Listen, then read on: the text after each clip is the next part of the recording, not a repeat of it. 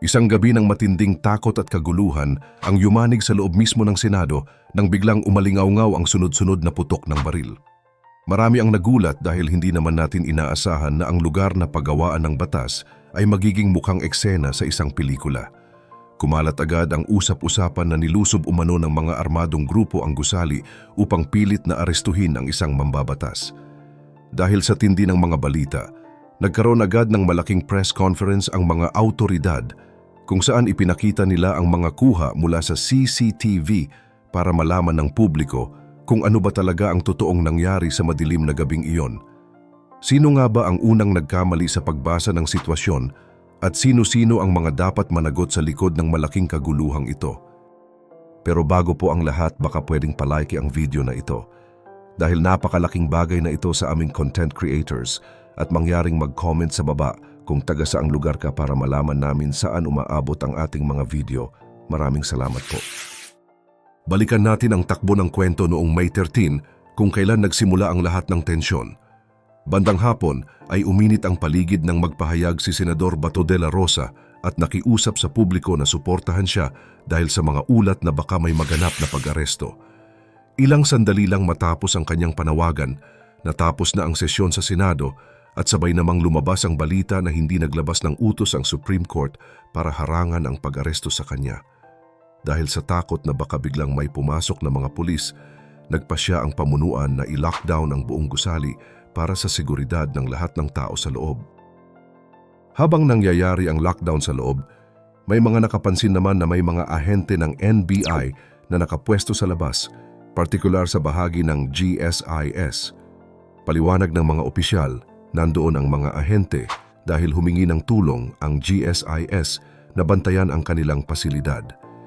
Malinaw rin sa mga video na ang mga ahenteng ito ay walang dalang kahit anong mabibigat na kagamitan o mga pansira ng pinto na magpapakita na may balak silang pumasok ng sapilitan.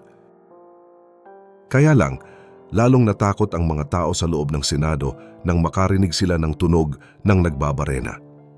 Ang akala ng marami ay may bumubutas na sa pinto, ngunit ang totoo ay matagal nang pinag-usapan ng maintenance ng dalawang gusali na patibayin ang mga harang para hindi dagsain ng mga tao matapos ang panawagan ng senador. Dahil sa magkakahalong emosyon, iba ang naging dating ng mga galaw na ito sa mga gwardiya sa loob ng Senado.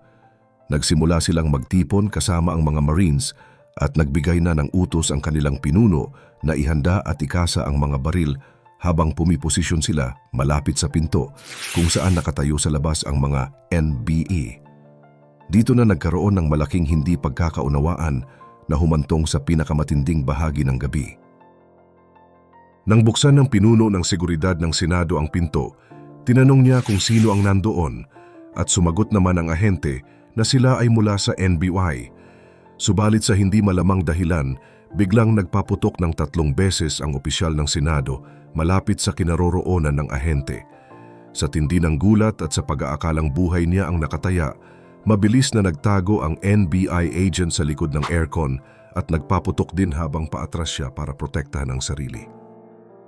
Kung wala palang tao sa mismong harapan at walang direktang bumamaril sa kanila mula sa labas, bakit kailangan pang magpaputok ng mga tagaloob?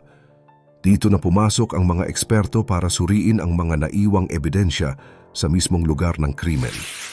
Ayon sa opisyal na ulat, may mga butas ng bala na nakita sa mga pinto at bintana ng Senado at ang direksyon ng mga butas na ito ay malinaw na nagmula sa loob palabas. Ang mas matindi pa rito, wala silang nakitang kahit isang butas ng bala na nanggaling sa labas papasok ng gusali. Para sa mga nag-iimbestiga, napakahalaga ng detalyeng ito dahil pinatutunayan nito na ang unang serye ng putok ng baril ay talagang nagsimula sa loob ng Senado at hindi mula sa mga ahente sa labas. Sa pagsusuri sa lapag, nakakuha ang mga pulis ng iba't ibang basyo ng bala sa magkabilang panig. May mga basyo na nakuha sa labas na tugma sa depensang putok ng NBI agent habang patakbo siyang umaatras. Pero sa loob naman ng Senado, bago makalabas sa pintuan, ay may mga nakuha ring basyo ng magkakaibang uri ng baril. Lumabas sa pagsusuri na nagmula ang mga basyong ito sa 4 na magkakaibang armas. Dito na nagkaroon ng malaking aberya dahil may mga ebidensya na hindi maitugma sapagkat hindi isinusumite ng pinuno ng seguridad ng Senado ang kanyang sariling baril.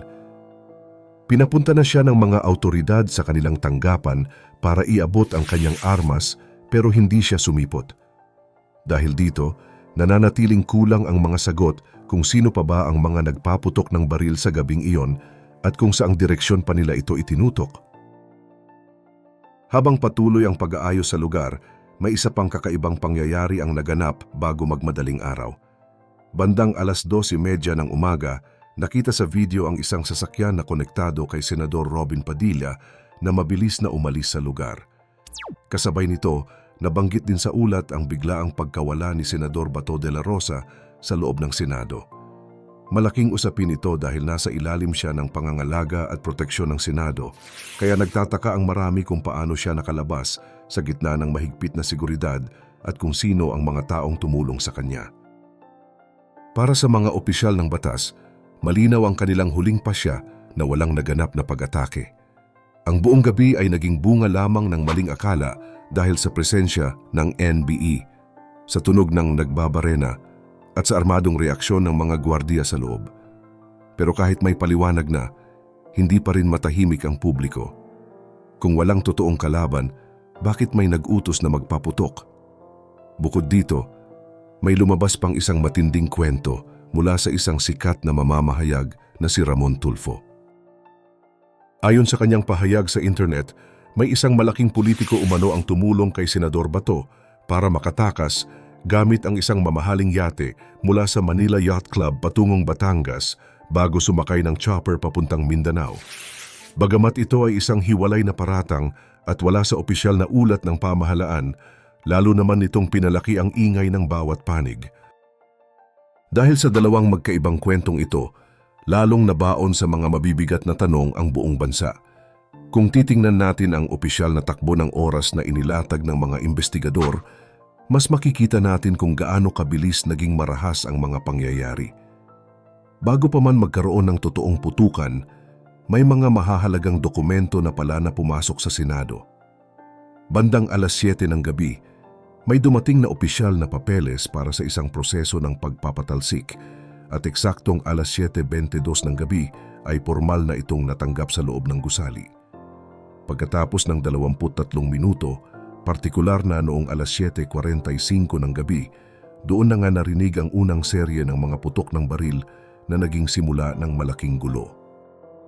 Sa mga sumunod na oras, naglabas agad ng pahayag ang pamunuan ng NB PIES para linawin na wala silang kinalaman sa nagaganap na pamamaril sa loob. Dahil sa lumalalang takot, mabilis na sumugod ang kalihim ng pamahalaan sa Senado bago mag-alas 10 ng gabi upang ayusin ang sitwasyon matapos humingi ng tulong ang ilang mga senador. Ngunit ang malaking palaisipan ay ang nangyari pagkatapos nito dahil lumipas ang 6 na oras bago nakitang umalis si Senador Bato de la Rosa sa lugar. Ang lahat ng mga impormasyong ito mula sa oras ng panawagan hanggang sa pagtakas sa madaling araw ay ipapasa na ngayon sa kagawaran ng katarungan para sa mas malalim na pagsusuri. Para mas mapatunayan na walang planong pag-atake, inilabas din sa ulat na isang araw bago ang insidente o noong umaga ng Mayo 12 ay nagkaroon na ng pagpupulong ang mga opisyal ng seguridad ng GSIS at ng Senado. Nagkasundo sila na itaas ang antas ng seguridad, kaya naman naglabas ng utos ang GSIS na ilagay sa red alert ang kanilang pasilidad. Ibig sabihin, ang presensya ng mga tao sa labas ay bahagi lamang ng mas maagang paghahanda at hindi isang biglaang pagsalakay. Kaya naman, ang kasong ito ay hindi na lamang isang simpleng kwento ng labanan ng mga may baril. Ito ay naging isang malaking usapin na ng pananagutan sa batas hanggat hindi lumalabas ang buong resulta ng pagsusuri sa mga baril at hanggat hindi na ipakikita sa publiko ang kabuuan ng CCTV ay mananatiling bukas ang pinakamalaking misteryo ng gabing iyon. Ang nangyari ba sa Senado ay isang malaking pagkakamali lamang sa pagbasa ng sitwasyon o may mas malalim at mas madilim pang operasyon na pilit itinatago sa ating mga mamamayan? Kung kayo ang tatanungin, naniniwala ba kayo na isang maling akala lang ang dahilan kung bakit nagkaputukan ang mga autoridad? O tingin ninyo ay may balak talaga silang maggantihan sa gabing iyon? Ano sa palagay ninyo ang totoong nangyari sa pagtakas ng senador? Ibahagi ang inyong mga opinyon sa ibaba at huwag rin kalimutang mag-like at subscribe para sa mas marami pang updates gaya nito.